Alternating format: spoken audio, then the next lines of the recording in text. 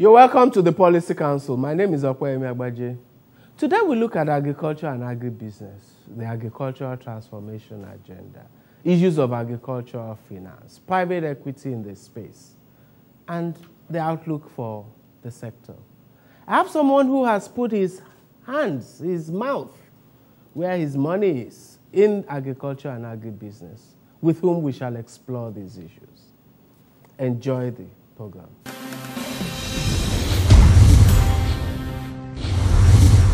You're welcome back. It's still the Policy Council. My guest today is a graduate of the Harvard Business School, and that tells you he knows his onions. He's had extensive experience in finance, in private equity, in indeed agro business, and today he's the CEO of Sahel Capital, which is an important stakeholder in the agri-business sector in Nigeria.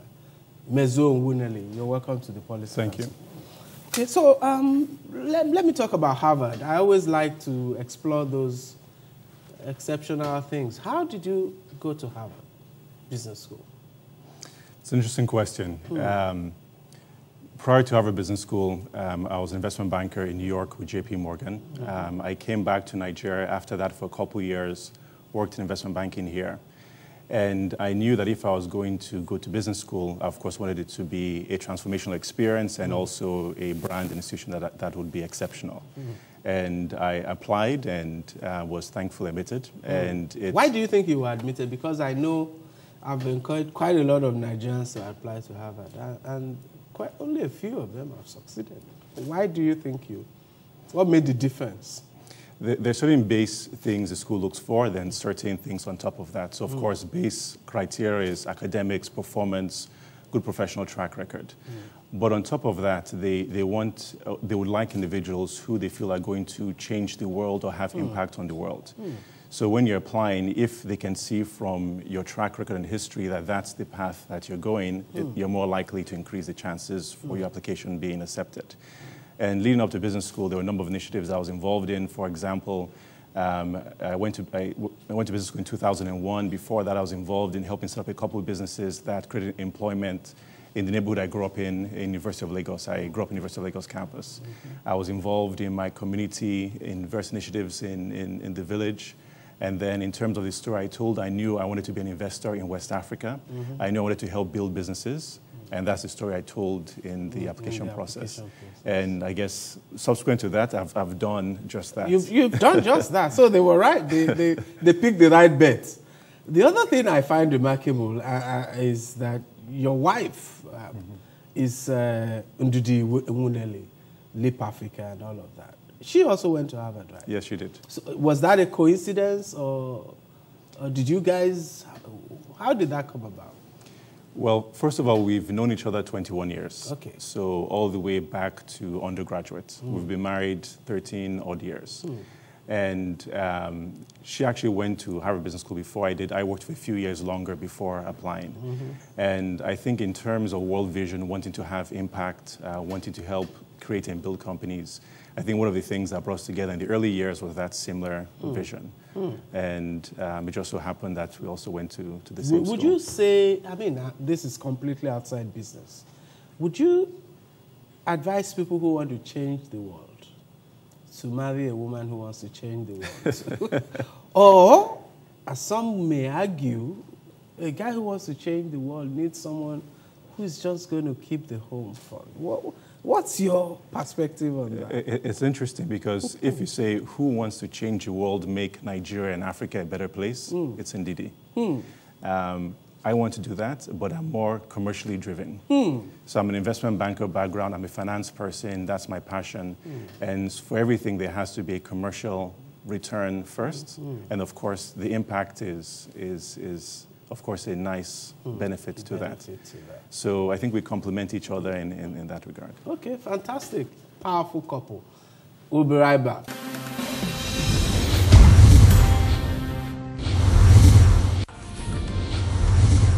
My My name is Onye Mike Nzago. I live in Lagos where things are getting better every day. Our school has just been renovated. And they give us free notebooks too. Going to school is easier and safer for students like me because I can cross the highway using the footbridge, and I use the BRT bus, which is fast, convenient and free for students like me.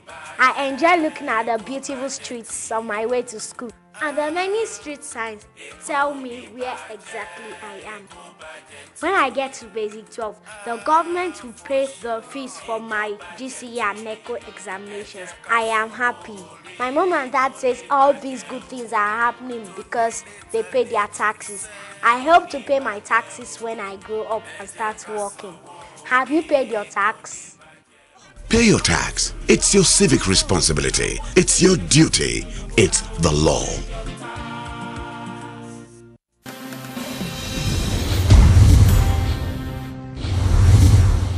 You welcome back to the Policy Council. I'm talking to Mezuo Umuneli, CEO of Sahel Capital, and also manages Fafin. We'll talk about those two in a minute. But now I want to talk about this whole agriculture space. We know about the reforms of Dr. Akinwumi Adesina and the Jonathan government and the agricultural transformation agenda. You're probably better placed than many of us to comment. What do you think about all those reforms? Are they tangible? Are they having a manifest impact? Or is it just hype? I've heard a lot of people say it's just hype. What's your view? There's definitely a lot of tangible impact. And I think the way to measure it is to assess interest in the sector now, assess the amount of investment going into the sector today, and also people who would be typical corporate Nigeria inclined going into the sector, and compare that to 5 or 10 years ago. And if you do that, there's a remarkable shift. Not only in Nigeria, but the broader topic of agriculture in Africa has happened, and he's helped spearhead a lot of those discussions. If you then take, could things grow faster potentially? Could there be more impact potentially? But has there been a fundamental shift? Yes. If we take sector by sector, rice, we import $2 billion of rice every year. In the past few years, the amount of investment by different private sector players to do their own milling operations, their own farming operations, that hasn't been there in previous years. If you look at cassava as well, people investing to do sweeteners or starch, to process cassava to sweeteners and starch, to then use as input to companies like Nestle and Unilever, that hasn't happened prior to that, or if it did, it was on a small scale. And I think what is critical is to ensure that the policy is consistent, because you don't want a situation where you have policy, there's substantial investment within the space, and that policy changes. But I think the signals that we've gotten over the past few years is that it's been very clear that there is a net benefit to the country for this policy to be there.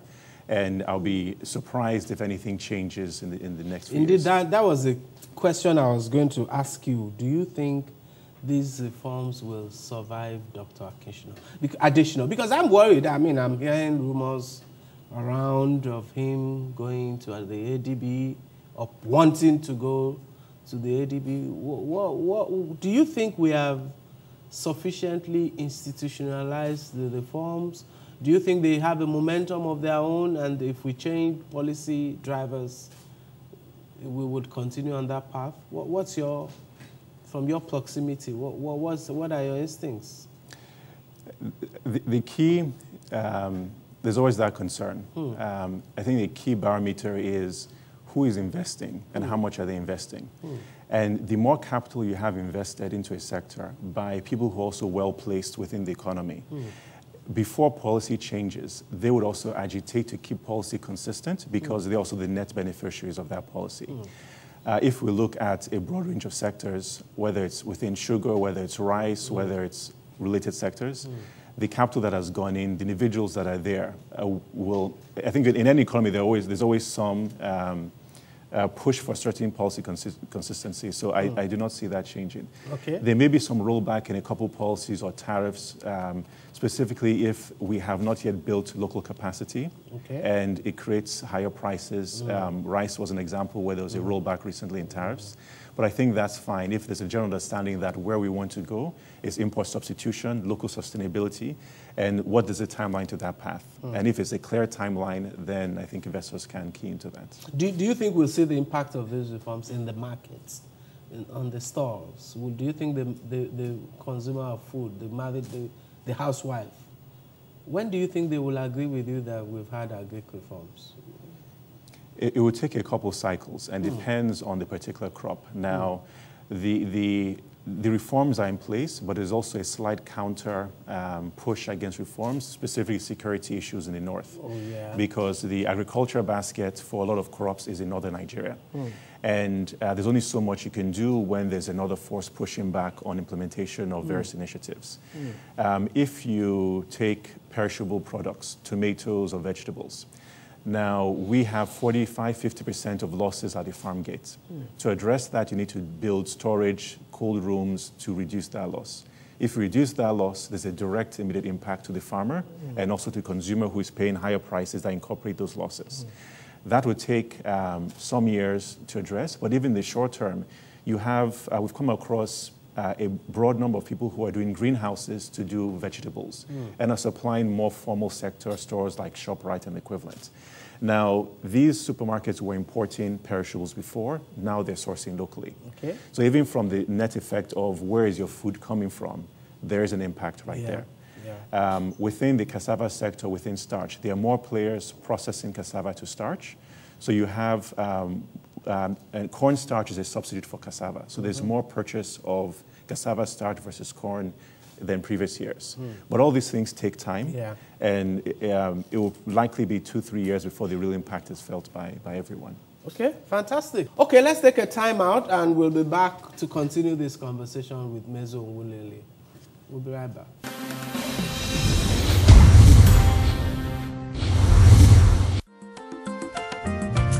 My name is Laide Awoyemi. I dey live for Lagos. You see as our new Lagos just define the go. Good thing good though. To go market now, no hard at all. Just pay. Sit down inside BRT bus. Small time, you don't reach where they go. Hospital nko, the full ground. And for me and my pikin where I just born, treatment now free. You look left, you look right.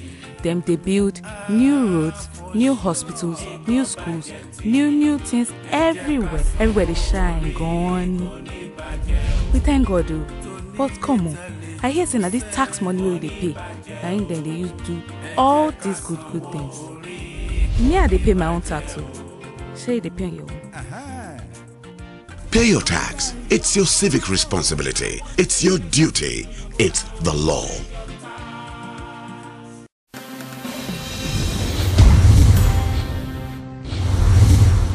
You're welcome back. So, Mezo, you have this, I mean, you're CEO of Sahel Capital, and you've chosen to play big in the agri-business sector. Tell me about your vision and what's driving you and what you've done so far. We're very excited about the agriculture sector. We've been active the past 5 years, a number of different initiatives, and we see huge growth in the sector. On one part, we manage a private equity fund that invests within the sector across all value chains. That's the FAFIN fund. FAFIN, Fund for Agricultural Finance in Nigeria. Okay. The other piece is that we're very active as advisors and consultants within the sector, not only in Nigeria, but in West Africa. So we've done projects in Ghana, in Benin Republic, Senegal, across the region. And a typical client is a development institution or private sector company who wants to better understand a particular value chain. So we do end-to-end work from the farmer level all the way to the processor and the end consumer, doing market research, gathering data to enable them invest or do interventions in the space.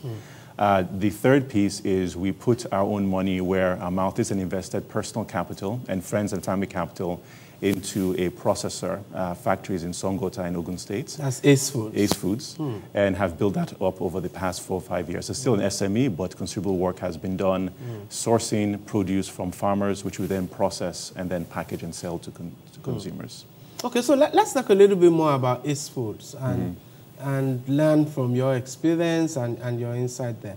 So you've put this processing plant in Songota, and you're basically processing spices and things like that.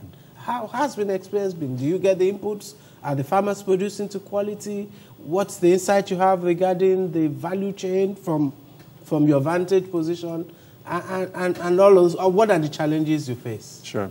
And first case in point, why do we even do this?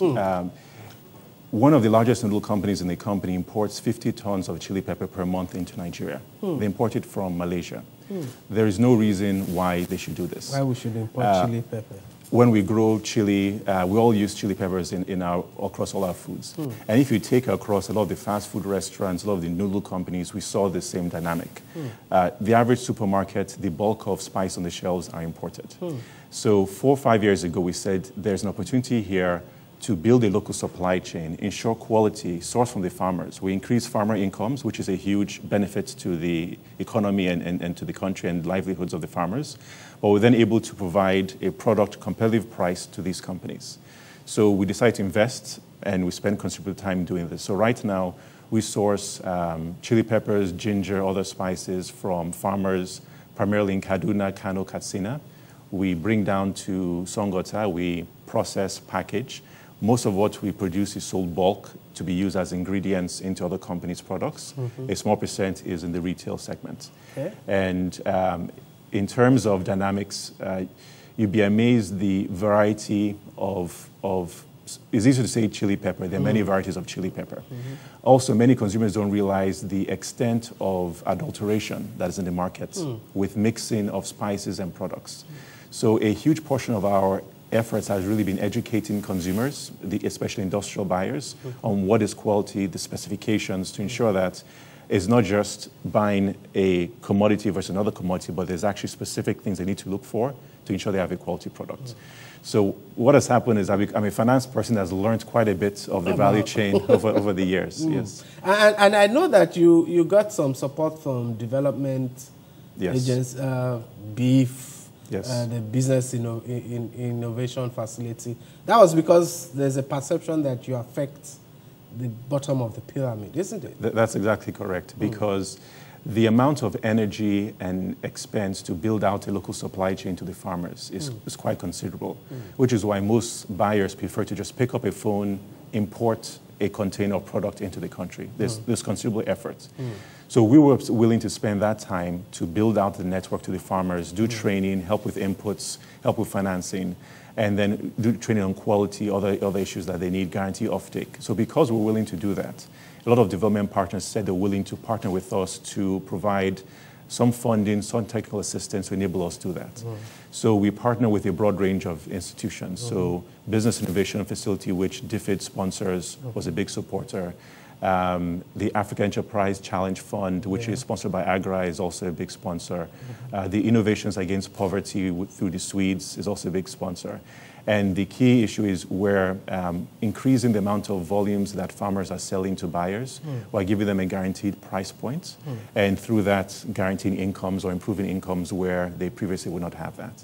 Excellent, good stuff. Let's take my final time out and we'll talk about FAFIN, specifically the size of the fund, what it seeks to do, so that people who want to take advantage can be aware, and then the outlook for agribusiness and agriculture in Nigeria. We'll be right back.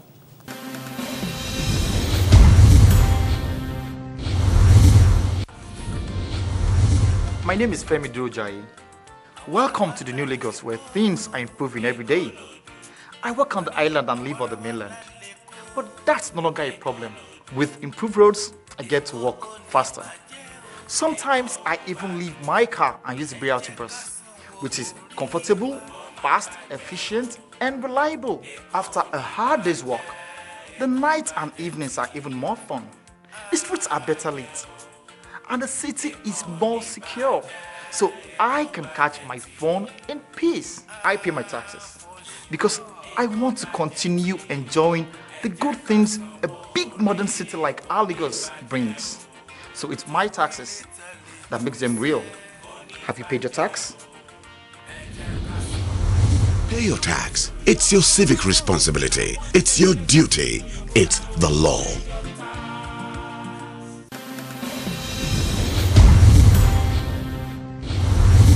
You're welcome back. It's my final segment with Mezuo Nwunele. He's CEO of Sahel Capital, which manages the FAFIN fund, and we'll talk about that shortly.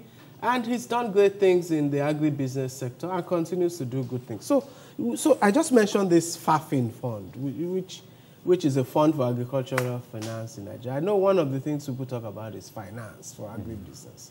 What's the idea behind this fund, and who are the sponsors?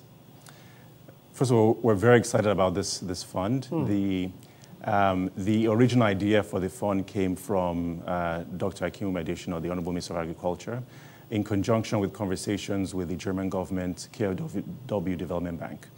And there's a huge need for finance in this sector. There are estimates of about $14 billion of capital requirements needed for agriculture each year. There was a desire to mobilize capital to catalyze a private sector-run fund that could ensure that appropriately priced and appropriate tenured finance is given to companies within the sector. Okay. A process was gone through in 2013 using the German government's procurement practices, selection of international local fund managers. At the end of the process, we were selected as fund managers of this fund. Okay. The German government and the Nigerian government have seeded the fund. It's a $100 million fund. There's $34 million to invest already on day one, which we're currently deploying into different companies. Okay. And the view is to also raise private sector capital into the fund. So at the end of the day, the government is 25% or less as an investor in the fund. Okay. So they will catalyze, but it will be private sector led. Now, if you look at the bank lending within the sector, roughly 5% of the portfolios of commercial banks is in agriculture, in an economy where 22% of GDP is agriculture-based. If you now take that 5% and say who actually gets this money, you find that probably 80 to 90% of that money goes to larger companies within the sectors and not SMEs where there's a real need. So when you said earlier, are people really feeling the impact within the sector? Here's a case in point where the real demand, the real need with SMEs, farmers, they're not feeling that impact. Then the next question is this finance appropriately structured for the requirements of the sector? And the answer is usually not. It's your typical tenured loan, give us your house in Ikoyi, VI, and of course the average SME within the sector does not have that. So with this fund, it is equity, quasi-equity capital, long-term, 5 to 7 years. The objective is to partner with companies to help them build the business. So at the end of 5, 7 years, when we then exit, then we've created value for our investors, but we've also created value for the company itself. There's a key component of the fund as well, which is the technical assistance facility. Okay. And effectively what that is grant money that enables us to support our investment into the company. It could be capacity building, it could be training, it could be helping an outgrower scheme. But beyond providing the finance, it is what else is needed, support to help them grow that business so it becomes a much larger entity. Okay. So we have the ability to provide that as well. In terms of how we structure, it's $500,000 to $5 million range of investments. And the key focus is to work with the companies to build them over the next 5 years. Okay, so and have you actually started making disbursements on FAFIN so far? Our first investment approval happened a couple weeks ago. Okay. And we're looking to make the announcement during the month of November. Fantastic. And we launched the first close January this year, effective launch July, and there are different companies through the pipeline that we're assessing. Okay. And I think the key thing is that there will be a small group of companies we work with, probably 25 to 30 companies, but those companies will be very hands-on involved in helping to create value. Fantastic. So the outlook looks good from your point of view, minus the risk of policy discontinuity. What's your view? Well, we're voting with the fund and with our personal money as well, because one way that interest is aligned is we have to invest 2% pro rata on everything. So we will not be investing if we were not confident as well of the long-term growth. So the outlook is quite positive. And there are a couple sectors that we're especially excited about. Within the livestock space, and that's a broad range. It's poultry, aquaculture, it's animal feed, it's dairy, just because it feeds into a growing population, growing middle class that's eating more protein. Import substitution, where there's an ability to produce locally to replace an import. That's very exciting as well. And if you're an investor beyond us investing in Africa, where the growth is, where the demand, where the population is in Nigeria. So from any investor perspective, you have to really be here in Nigeria investing for you to get the returns. And within our sector, we're not a Lagos fund. We are a pan-Nigeria fund because agriculture is everywhere outside of Lagos effectively, even though there's more activity here. So depending on the crop value chain, the business itself would depend whether we're invested in the north, the east, or some other part of the country. Fantastic. Well done, and thank you very much for the work you're doing. Thank you. We'll be right back.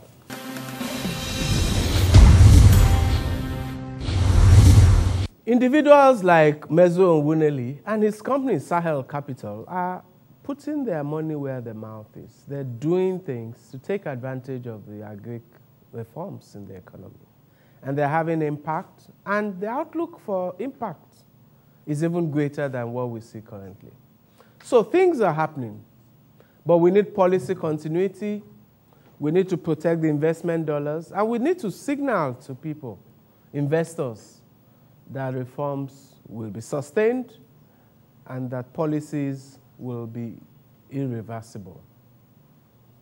Thank you very much for watching. See you next time.